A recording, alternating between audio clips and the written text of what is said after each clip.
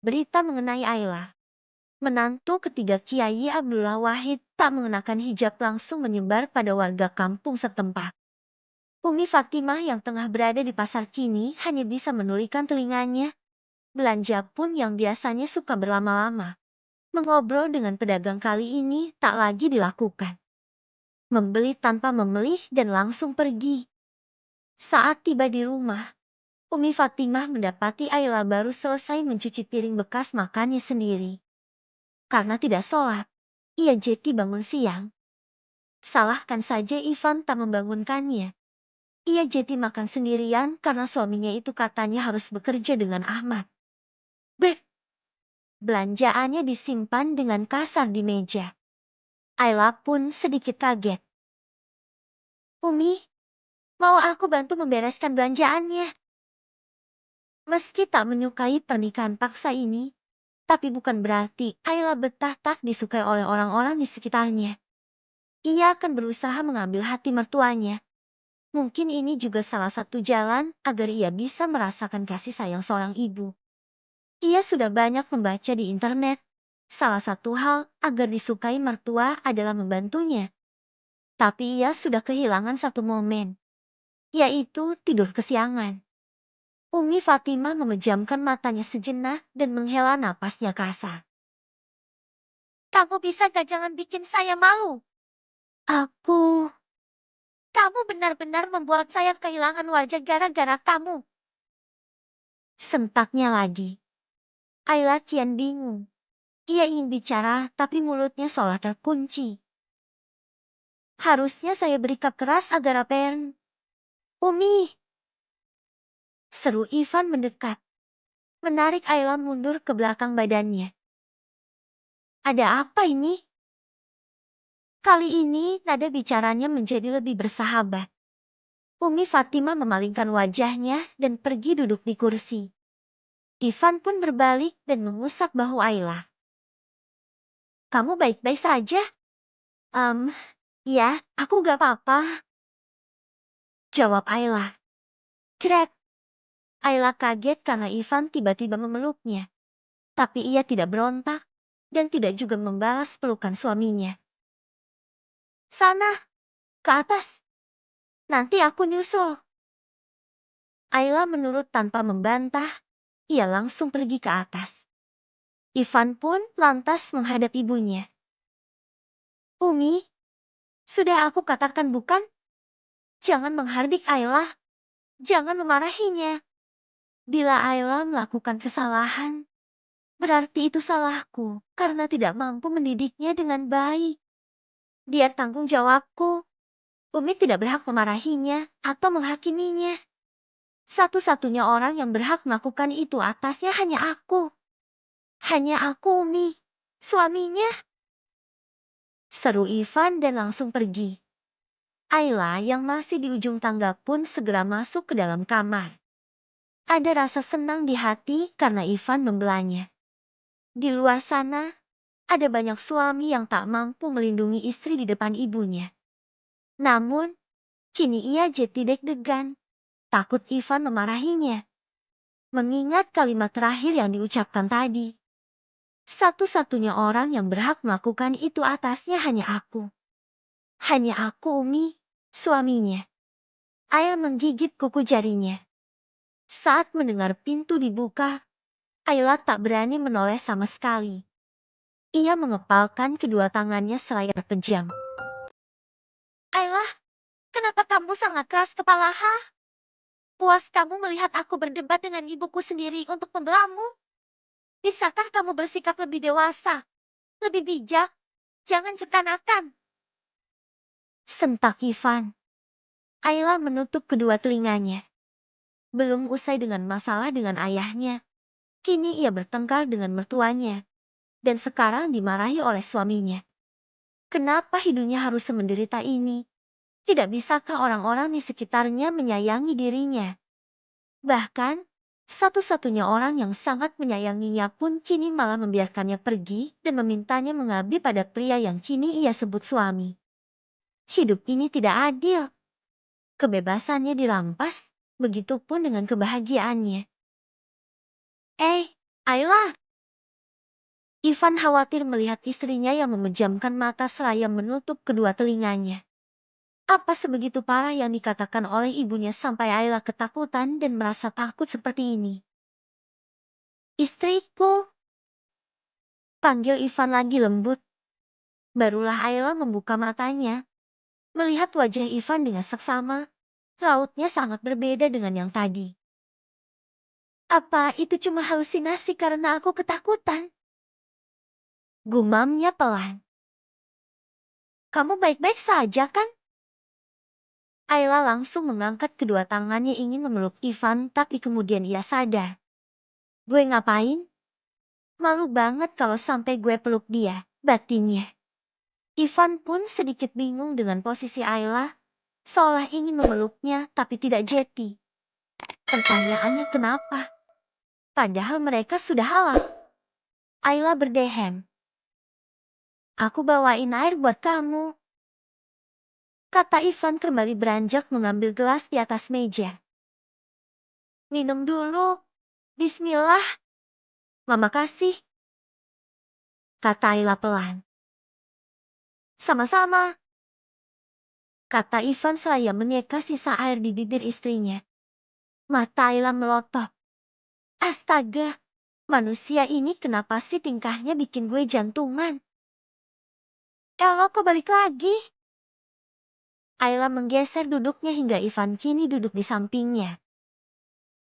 Ponsel aku ketinggalan, kata Ivan menunjuk meja.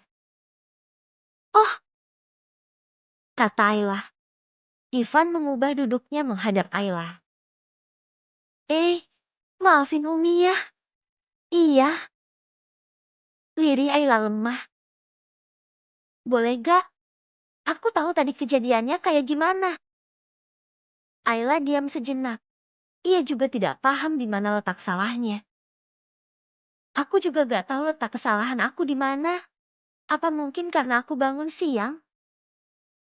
Ujarnya. Ivan mengangkat sebelah alisnya. Ayla mengubah kalimatnya dengan aku. Kamu ia jadi senang mendengarnya. Terus? Kata Ivan. Umi dateng. Taruh belanjaannya kasar di meja. Terus aku. Ayla tersadar dengan kalimatnya yang aneh. Malu banget. Kenapa gue jadi ngomong aku kamu? Si Ivan pasti kegiran. Ya pokoknya gue gak tahu. Umi tiba-tiba marah aja. Darah tinggi kali habis belanja dari pasar terus tahu bahan pokok naik. Ketus Ayla. Ivan kini melipat bibirnya menahan tawa. Apa sih? Kamu tawain apa? Kesal Ayla. Ivan tidak menjawab. Hanya tertawa saja dan mengambil ponselnya. Aku ke tempat kerja lagi ya, katanya seraya pergi. Resa. Ivan kembali menemui ibunya, tapi tampaknya ibunya juga sedang tidak baik-baik saja. Ia pun pergi saja. Ente lama banget, katanya cuma ambil ponsel aja, curiga klonin istri dulu. Ujar Ahmad. Ada sedikit problem. Ma, apa? Ivan diam. Biasanya, ia selalu bercerita pada Ahmad. Tapi kali ini adalah cerita tentang rumah tangganya. Apa perlu dikatakan juga pada orang luar? Enggak. Ente aneh, Van. Kayak lagi ada beban pikiran juga. Masalah istri? Udah, kita kerja aja. Punya istri itu bikin bahagia bukan beban. Ivan kembali mengambil posisi, duduk dan mulai memberikan jawaban-jawaban atas pertanyaan yang ada di Instagram. Setelah itu rekaman podcast. Menjelang sore, Ivan pulang ke rumah. Ia tidak menemukan Ayla di kamar.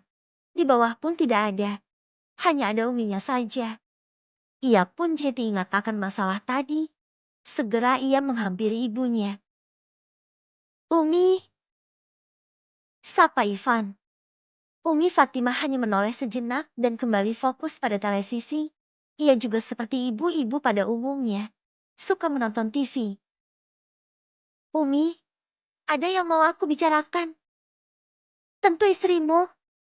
Umi, tolong jangan mempersulitku. Umi dan Ayla adalah hidupku. Bagaimana bisa aku memilih satu di antara keduanya? Bisakah kita bicara? Apa? Apa yang mau kamu bicarakan? Umi merasa sakit hati kamu lebih membela dia ketimbang Umi. Seru Umi Fatimah. Umi, aku sudah menikah. Ayla tanggung jawabku. Jika bukan aku yang melindunginya, siapa lagi? Umi Fatimah memejamkan matanya dan beristighfar di dalam hati. Umi, sebenarnya apa yang terjadi? Ayla bilang dia tidak tahu apa-apa. Umi langsung marah begitu saja. Tapi aku juga ingin mendengar cerita dari sisi Umi. Apa yang dikatakan Ayla benar. Umi memang langsung marah begitu saja. Jujur saja, Umi merasa kesal Ivan. Merasa malu juga. Sejak acara pengajian kemarin, ibu-ibu terus membicarakan Ayla. Bahkan saat di pasar pun itu menjadi topik hangat. Saat melihat Ayla, Umi tidak bisa menahan diri untuk tidak berbicara. Ivan mengangguk. Umi tidak bermaksud begitu. Hanya saja emosi Umi meledak begitu saja. Mungkin karena Umi sudah menahannya sejak kemarin. Ivan kembali mengangguk. Umi, Ayla masih labil. Aku harap Umi lebih bersabar. Aku janji, Ayla akan menjadi lebih baik lagi. Sekarang aku harus mencarinya dulu. Entah kemana perginya dia. Padahal dia belum tahu tempat ini. Tadinya waktu pagi mau aku ajak keliling. Tapi dia masih tidur. Umi Fatimah diam saja, meski sebenarnya ia tahu kemana Ayla pergi. Ia sempat meminta salah satu santriwati untuk mengikutinya karena jauh di lubuk hatinya merasa kalau Tahir gadis itu tersesat atau hilang entah kemana. Ivan pun mencari ke sekitar rumah, tapi tidak ada yang tahu. Kemudian mencari ke sekitar pesantren, taman pesantren, taman sekolah, juga tidak ada. Astagfirullah, ini kemana sih? Ivan bahkan sampai akan mencari ke wilayah asrama putri. Tapi untungnya dia masih tahu batasan hingga hanya bertanya saja pada penjaga. Kemudian, ia pergi ke sekitar asrama putra, tapi tidak juga menemukan Ayla. Van, ente dari tadi Ana perhatikan mondar-mandir mulu pakai motor. Cari apa sih? Ayla, lihat gak? Lah, orang kita balik barengan dari kantor. Ujarnya saya menuju gedung tempat mereka bekerja. Ivan menghela napasnya. Cek CCTV aja, Van. Usul Ahmad. Astagfirullah, kenapa tidak kepikiran dari tadi? Ya sudah, makasih, Mat. Ivan langsung masuk ke dalam gedung keamanan. Ia berbicara dengan petugas dan kemudian melihat CCTV. Rupanya Ayla berkeliling dan berakhir di sekitar utara. Itu gerbang belakang, tempat para pekerja yang memasak makanan untuk santri masuk. Tapi hanya orang-orang tertentu saja yang bisa keluar masuk. Ya ampun Ayla, ngapain ngelamun di samping empang? Dia pengen ikan apa gimana? Makasih Pak. Ivan langsung menuju belakang. Sangat bersyukur karena Ayla baik-baik saja. Ivan melepaskan kemeja yang masih melekat di tubuhnya. Kemudian dipakaikan pada Ayla. Ayla sedikit kaget. Bagaimana Ivan menemukannya? Kamu ngapain di sini? Pengen ikan? Emang boleh? Tanya Ayla polos. Ia memang sedikit tertarik saat melihat ikan di kolam. Ini empang punya keluargaku. Kalau mau nanti aku minta orang buat ambil. Tapi bersih gak ikan di sini? Jangan-jangan pembuangan ke sini. Gak mau aku kalau gitu. Ayla langsung berekspresi mual. Bersih dong. Ya kali pembuangan ke sini. Tenang aja. Ayo pulang. Ayla melihat Ivan mengenakan kaos putih polos yang ketat di tubuhnya. Ia tidak menyangka bila Ivan memiliki tubuh yang lumayan seksi. Di bagian tangan atasnya, terlihat jelas otot-ototnya. Kamu kedinginan ya? Kata Ivan seraya merangkulnya. Jangan modus deh. Aku gak kedinginan. Orang aku biasa pakai baju terbuka di tempat berangin atau ber-AC. Tapi kerasa dingin kan? Dikit, tapi gak masalah.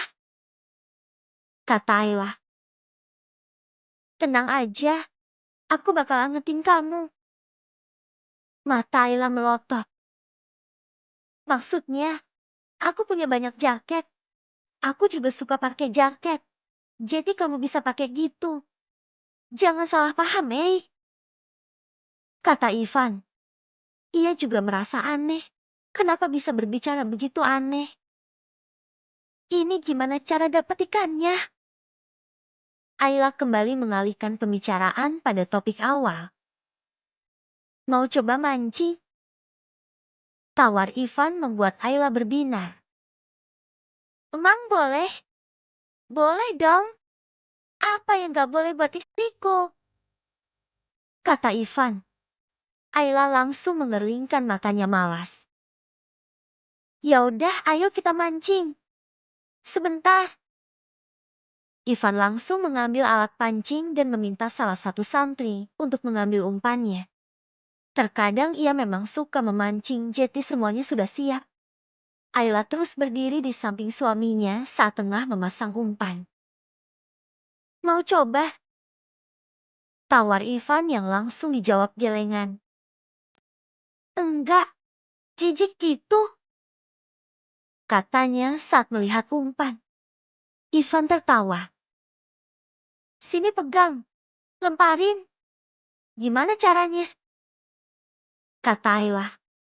Ivan pun berdiri di belakang Ayla dan mengajari istrinya melempar kail yang sudah diisi umpan. Suami, terus ini gimana? Tanya Alia. Ya kamu pegang aja, jangan gerak. Nanti ikannya pada kabur. Seru Ivan menjauh dan duduk di kursi di pinggir empang. Sedangkan Ayla berdiri dengan posisi kaku. Kakinya ditekuk posisi kuda-kuda, sedangkan punggungnya sedikit membungkuk. Ivan diam-diam tertawa merasa lucu dengan posisi Ayla. Lo ngerjain gue ya? Seru Ayla. Enggak, mana ada aku ngerjain kamu. Emang gak boleh banyak gerak. Nanti ikannya kabur dan tahu kalau di makanannya ada kail yang bisa bikin mereka nyangkut. Ayla pun cemberut. Tiba-tiba kalinya bergerak-gerak. Ini gerak. Dapet. Dapet. Seru Ayla. Ivan mendekat dan membantu Ayla menarik kailnya hingga timbul ikan bawal yang besar. Wah, gede banget. Seru Ayla antusias. Ambil embernya, kata Ivan. Ayla menurut. Gadis itu mengambil ember. Isi air sedikit. Ayla menurut. Mengisinya sedikit. Ivan pun langsung menyimpan ikannya ke dalam ember. Ayla pun mendekat. Seperti anak kecil yang baru kali melihat ikan. Ia terus memperhatikannya sampai si ikan itu tiba-tiba tantum di dalam ember. Ayla yang kaget sontak langsung meloncat. Sayangnya ia malah meloncat ke arah kolam hingga dalam hitungan detik tubuhnya langsung tercebur.